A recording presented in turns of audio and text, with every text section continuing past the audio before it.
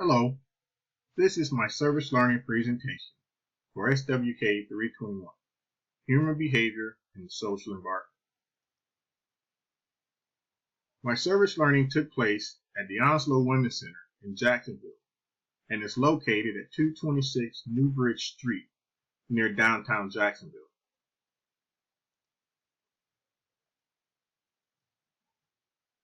What is the definition of victim advocacy? A victim is a person who experiences trauma and exhibits a normal response to an abnormal event. Advocacy is to be in support of something. A victim advocate assists victims to aid in their recovery from a traumatic event such as violent crime. At the Onslow Women's Center, I volunteered as a victim advocate, and I received 3 hours of training with other community agencies and both the police and sheriff's department. What did I do? I received calls from the crisis hotline that required me to respond to the Onslow Memorial Hospital Emergency Department. Once there, I would sometimes work alongside the nursing staff and the police department to ensure the client's needs are met. I would support the client by answering the questions and sometimes explaining the purpose of the sexual assault kit.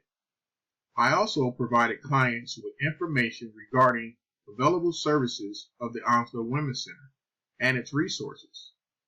At the end of each visit, I will complete a detailed report for the sexual assault coordinator.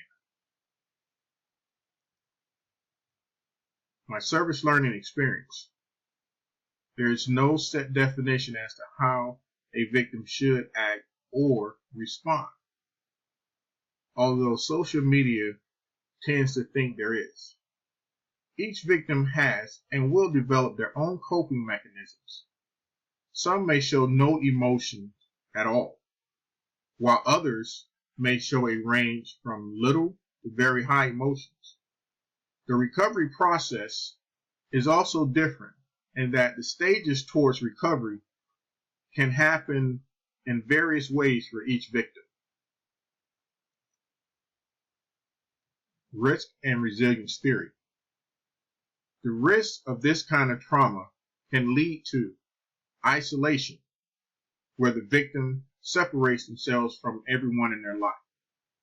Depression can also develop, making it hard for the victim to move forward in their life.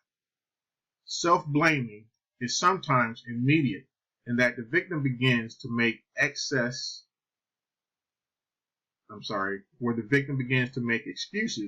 as to why the perpetrator acted in the way that they did. Loss of family and friends can occur because of isolation, depression, and self-blaming. It can also occur if the perpetrator is someone close to the victim.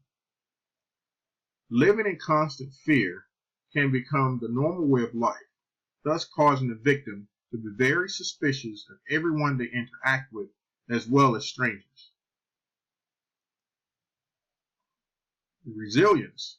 Victims show resilience by speaking out and reporting the assault to the proper authorities, choosing to get help by admitting that help is needed and allowing others to help and support, using the community resources to start the healing process. Becoming a survivor is a result of speaking out, accepting help, and taking advantage of the resources available, and helping others through the process so that they too can become a survivor. Social learning theory. Social learning theory suggests that human behavior is learned as individuals interact with their environment. The behavior of sexual and domestic violence predators has something to do with the reinforcements during their life. Positive reinforcements for male children for being aggressive are reinforced, while negative reinforcements are being shown when they are shy or weak. Also, the visible behavior that is seen can provide a positive or negative reinforcement to the same behaviors that are acted out. The thoughts have a big role in the behavior of predators because sexual and domestic violence is about control. Changing the dysfunctional thoughts may not be the cure, but it is a start, especially for juvenile offenders who have a better chance at correcting their behavior. Developmental theory. Developmental theories focus on how behavior changes and stays the same across the life cycle. Stage theories are usually characterized by the following. Human development occurs in clearly defined stages. Each stage of life is quantitatively different from all others. Stages of development are sequential, with each stage building on each other.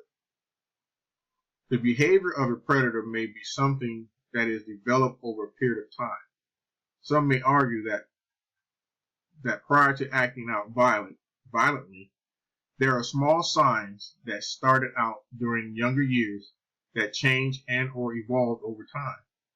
This is a process that builds on the previous experience leading up to the point where they act out. Conflict theory. Conflict theory. This theory draws attention to conflict, dominance, and oppression in social life.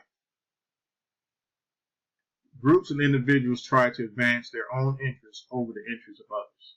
Power is unequally divided, and some social groups and individuals dominate others. Social order is based on the manipulation and control of non-dominant groups and individuals by dominant groups and individuals. So, sexual assault and domestic violence is a conflict between the victim and the predator and perpetrators, which is ultimately about control and dominance. Victims are just another way for the predator to advance their own interests and remain the dominant figure. Take a stand and say no more. If you see something, say something. Speak out, because your silence is hurting the victims as well.